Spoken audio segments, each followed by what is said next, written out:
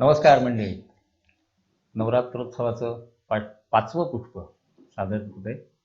विषय आहे भारतीय योग आणि विषय आपल्यासमोर घेऊन येत आहेत प्राध्यापिका योगाचार्या श्रीमती विदुला विश्वास शेंडे. भारतीय योग या विषयावरच्या त्या तज्ज्ञ आहेतच. प्रामुख्याने सूर्यनमस्कार, योगोपचार हे त्यांचे विशेष विषय. 2011 साली इन्स्टिट्यूट ऑफ योग त्यांनी स्थापन केली आहे. मधुमेहावर योगोपचार त्याच्यावरचा त्यांचा प्रबंध आहे. योगाचा प्रचार प्रसार याचं काम ते करतात. BCom, BEd आणि MA विथ योग असा त्यांचा शैक्षणिक प्रवास आहे. एका योगातल्या तज्ज्ञ व्यक्तीकडून आपण भारतीय योग हा विषय ऐकूया. नमस्कार श्रोते हो, मी विदुला विश्वास शेंडे. माझा आपणा सगळ्यांना सादर प्रणाम. योगायोग आजचा आपला विषय आहे. योग एक सामाजिक शक्ती. योग ही सामाजिक शक्ती कशी आहे, कशी बनू शकते आणि खरंच ही सामाजिक शक्ती आहे का, हे आपण आज जाणून घेऊयात. समाज हा कुणाचा बनला आहे? समाज हा तुमचा आमचा सगळ्यांचा बनलेला आहे. म्हणजे मी सुद्धा या समाजाची एक घटक आहे.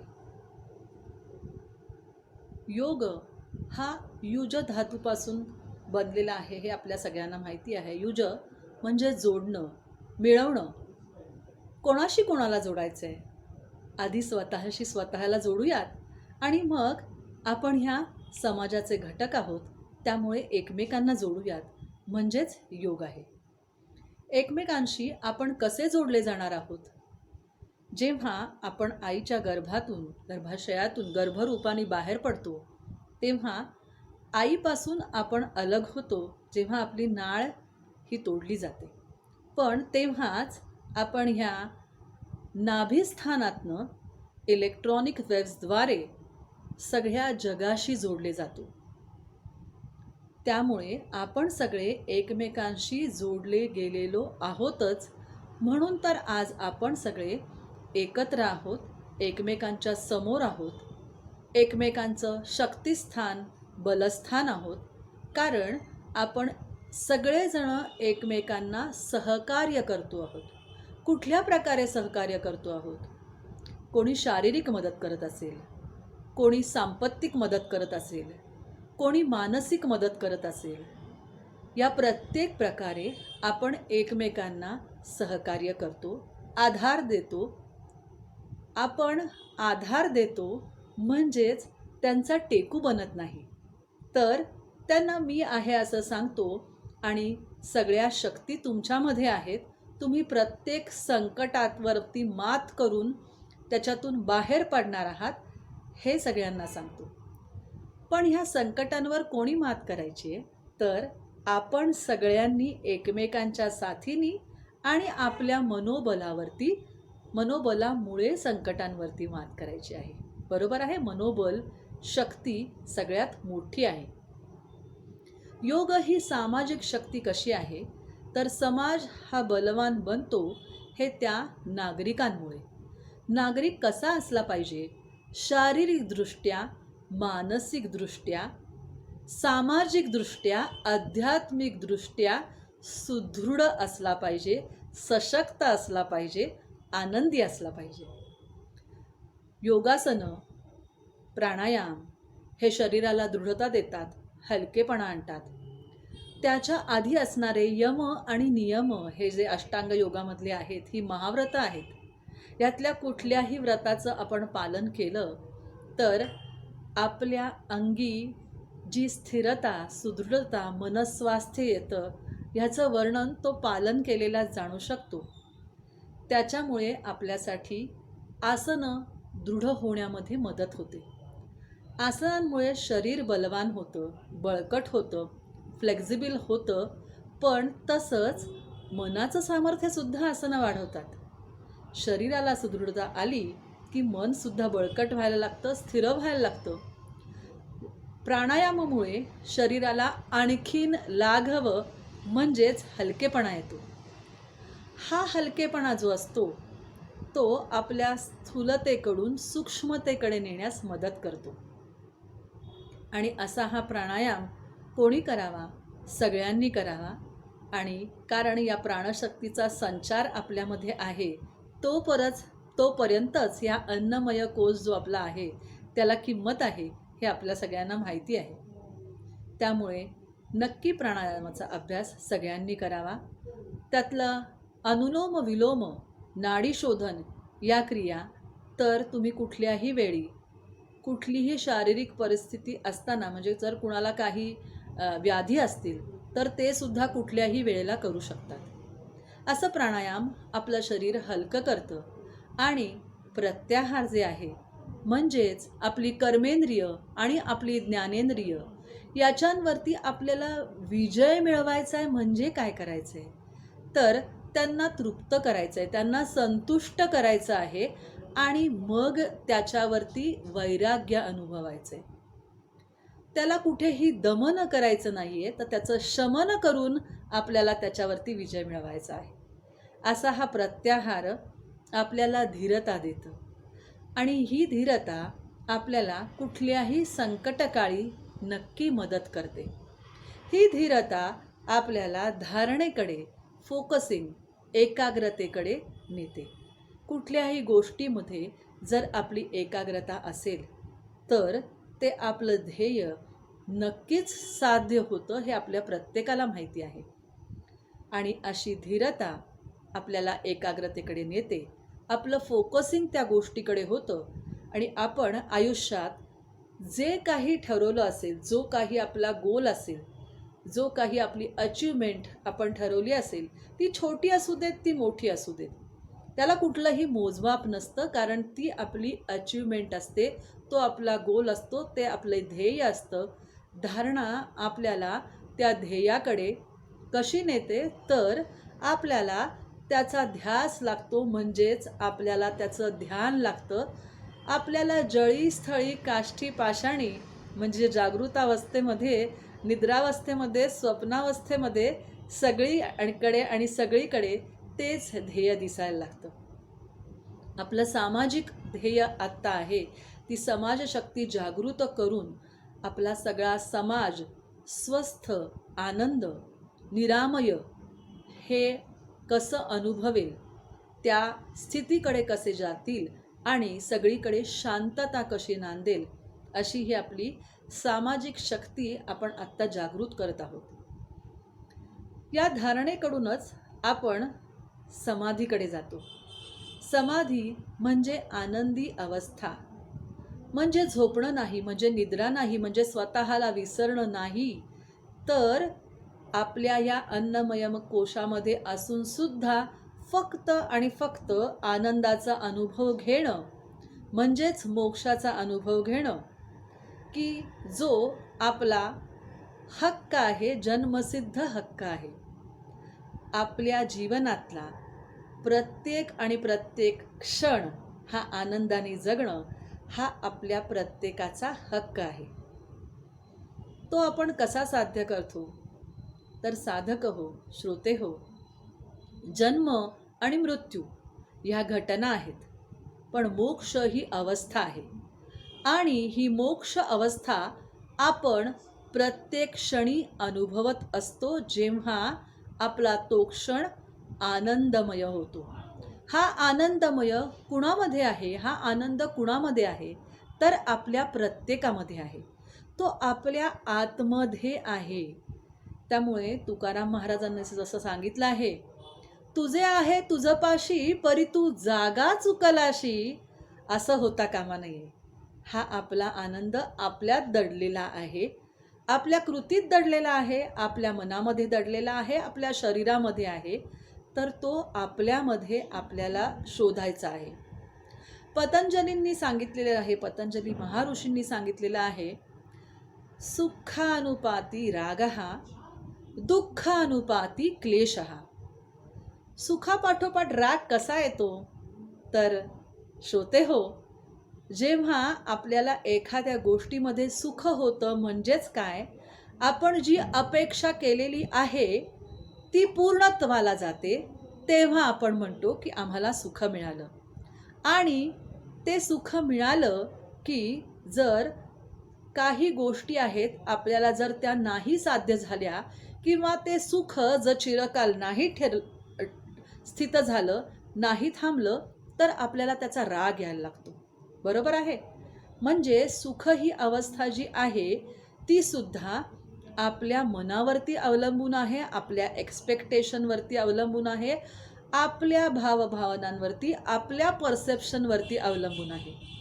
त्यामुळे सुखी राहायचं की नाही, आनंदी राहायचं की नाही, सुख हे आपल्याला चिरकाल आनंदाकडे नेतं की नाही, कुठल्या गोष्टीमध्ये सुख मानायचं हे आपण ठरवायचं आणि ते सगळ्या समाजामध्ये प्रस्थापित कसं होईल हे आपण बघायचं.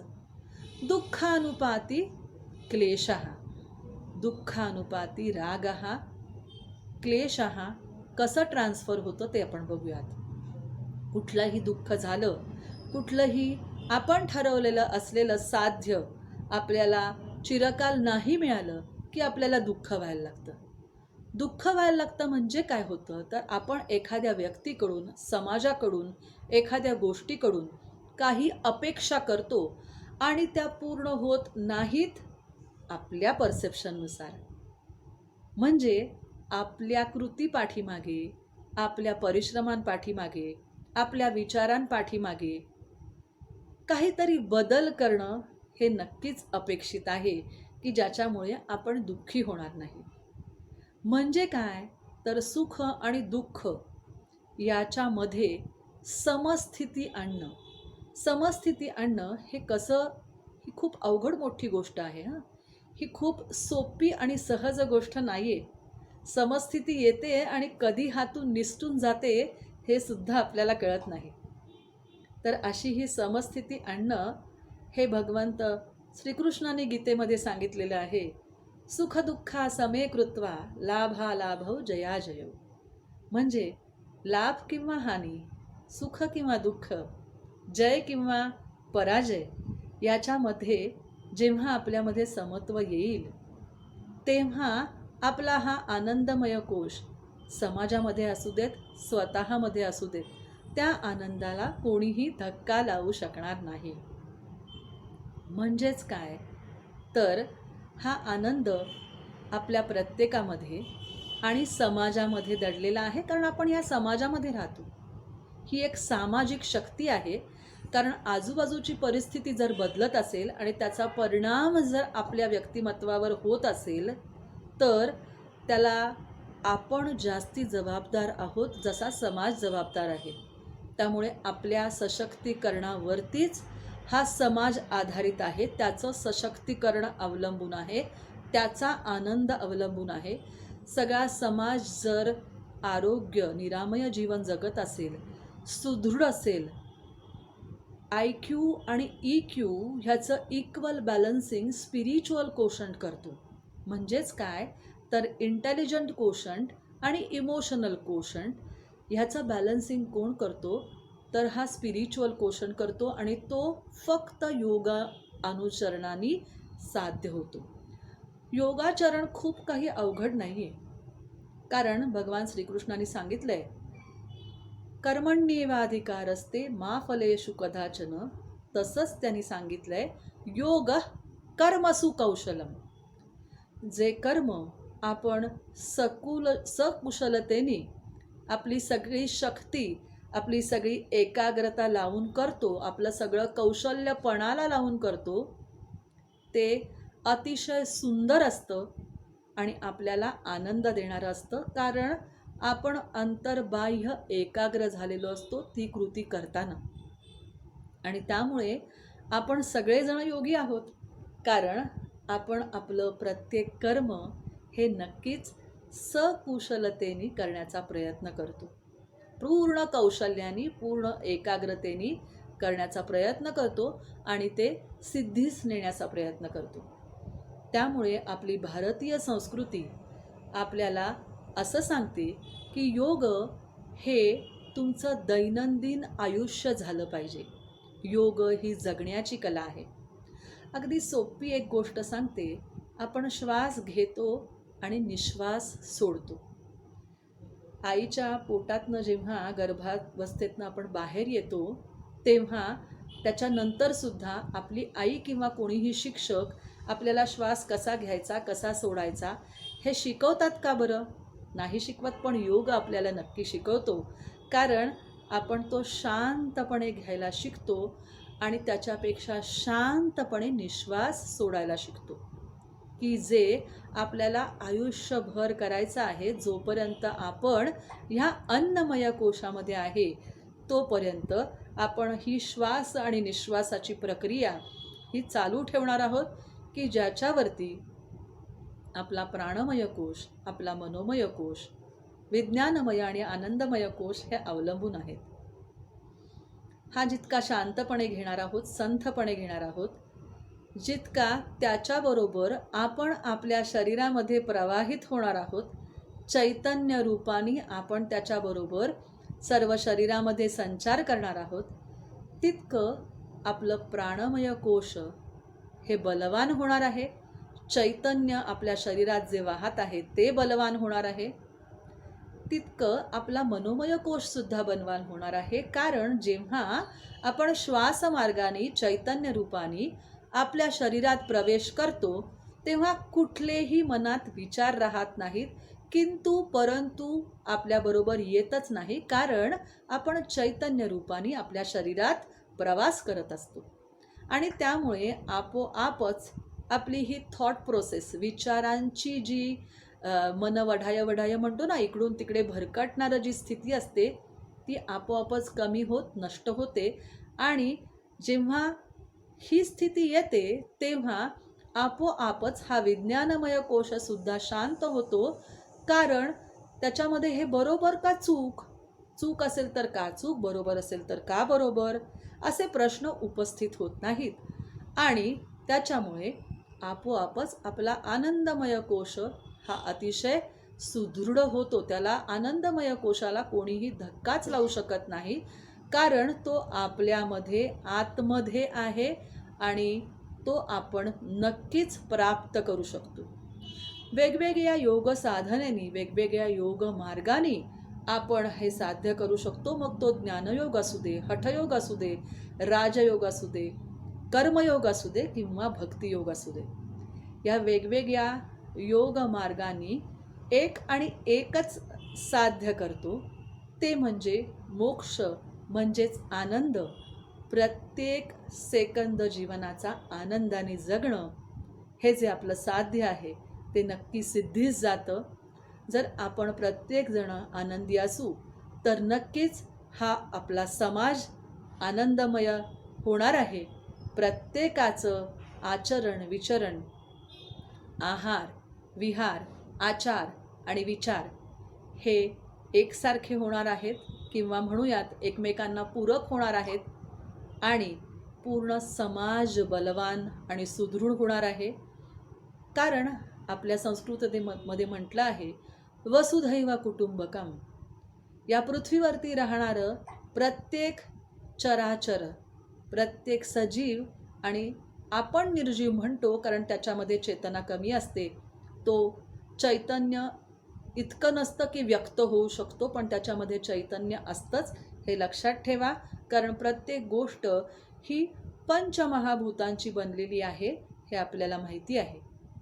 आणि त्यामुळे प्रत्येक चर आणि अचर हे आपल्या जीवनातलं एक अविभाज्य अंग आहे, आपलं कुटुंब आहे.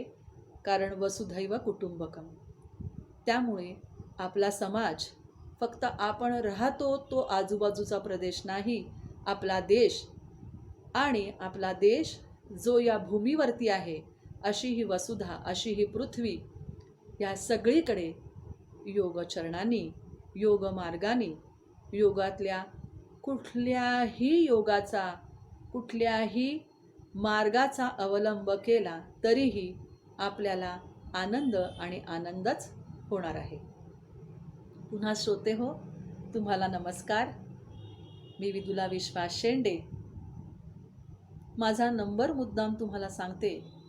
कशासाठी सांगते तर तुम्ही हा जो व्हिडिओ ऑडिओ क्लिप आहे तुमच्यासमोर दृकश्राव्य माध्यम आहे, त्याच्यामुळे मी तुमच्याशी संपर्क साधू शकते आहे. तर ह्या संपर्क माध्यमाचा तुम्ही उपयोग करून ही तुम्ही माझी ऑडिओ व्हिडिओ क्लिप जरी कुणाला पाठवलीत, कुणालाही याच्याबद्दल शंका असल्या, कुणालाही या मार्गाचा अभ्यास करायचा असला, तरीसुद्धा तुम्ही माझ्याशी संपर्क साधू शकता. म्हणून तुम्हाला माझा नंबर सांगते. माझा व्हॉट्सअप नंबर आहे, तुम्ही मला मेसेज करून संपर्क साधू शकता. 9850229755. पुन्हा एकदा माझा नंबर आपल्याला सांगते. 9850229759. श्रोते हो, तुम्हाला पुन्हा एकदा नमस्कार. आणि हा योग शक्ती, हा योग मार्ग संपूर्ण समाजाची शक्ती आपल्या सगळ्यांमध्ये जागृत करूयात, सगळ्यांपर्यंत पोहोचवूयात. ह्याचा अभ्यासक्रम हा आपल्या पुण्यास्थित इन्स्टिट्यूट ऑफ योग या संस्थेमध्ये केला जातो. विविध मार्गांनी केला जातो, विविध वर्कशॉप्सद्वारे केला जातो. आपण विचारणा केलीत तर त्याची माहिती आपल्याला नक्की मिळू शकेल. धन्यवाद. माझे विचार तुमच्यापर्यंत पोहोचले असतील, तुम्हाला पटले असतील तर नक्की सगळ्यांपर्यंत पोहोचवायचा प्रयत्न करा. आणि आणखीन एक सांगायचं राहिलं म्हणजे ह्याच्यामध्ये अजय तेलंग सर यांचे आभार मानते की मला त्यांनी उद्युक्त केलं हे विचार मांडायला, समाजशक्ती जागृत करायला. त्याबद्दल त्यांचे धन्यवाद.